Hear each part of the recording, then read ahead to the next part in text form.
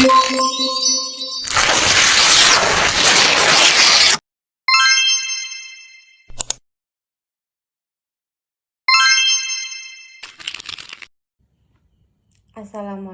warahmatullahi wabarakatuh. Perkenalkan, nama saya Agista Fiariansyah dengan NPM 2222011110, Prodi S1 Keperawatan, Universitas Jenderal Ahmad Yani, Yogyakarta. Di sini saya akan menjelaskan adaptasi dan perubahan sel. Di sini yang pertama saya akan menjelaskan gambar di bawah ini, bagian-bagian gambar di bawah ini. Yang pertama di bawah ini yang seperti ini, itu namanya smooth endoplasma reticulum.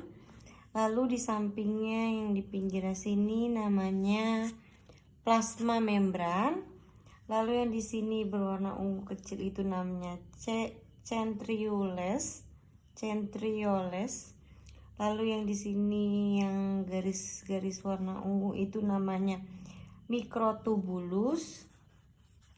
Lalu yang di sini warna kuning itu namanya peroxisome. Terus yang di sini kayak batang-batang itu batang warna coklat itu namanya cytoskeleton.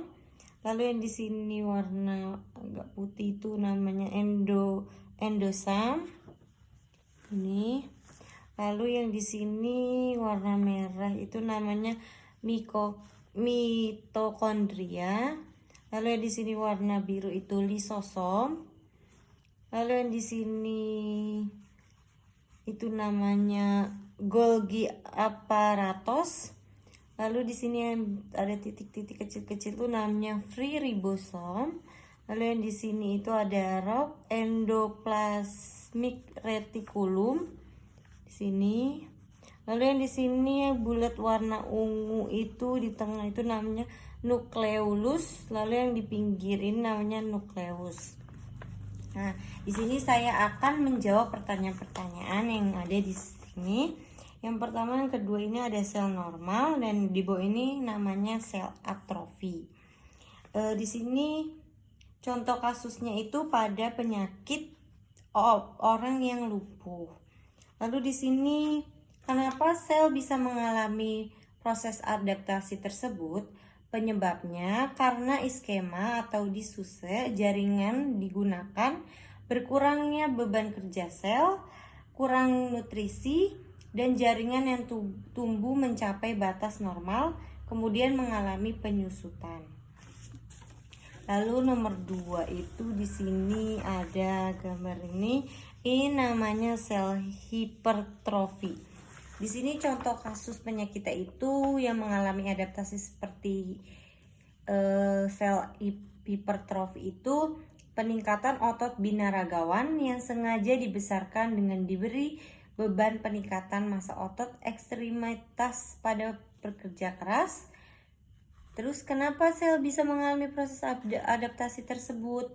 Karena pembesaran sel yang tidak disertai dengan peningkatan fungsi organ atau jaringan dan tekanan mekanis yang besar sehingga mengakibatkan sel bertambah besar atau rangsangan hormon. Lalu di sini ada gambar sel hiperplasi. Di sini contoh kasus penyakit yang memungkinkan mengalami adaptasi seperti hiperplasi itu contohnya kelenjar payudara, kanker prostat, dan kanker ovarium. Kenapa sel bisa mengalami proses adaptasi tersebut?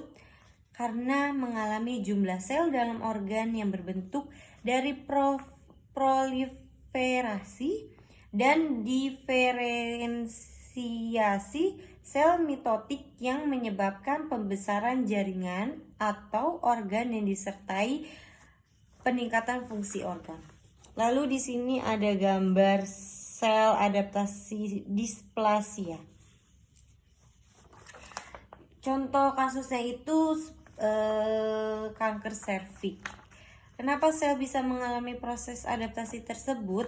Karena kelainan genetik yang tidak diturunkan dan mutasi gen tertentu. Cukup sekian penjelasan dari saya tentang adaptasi dan perubahan sel.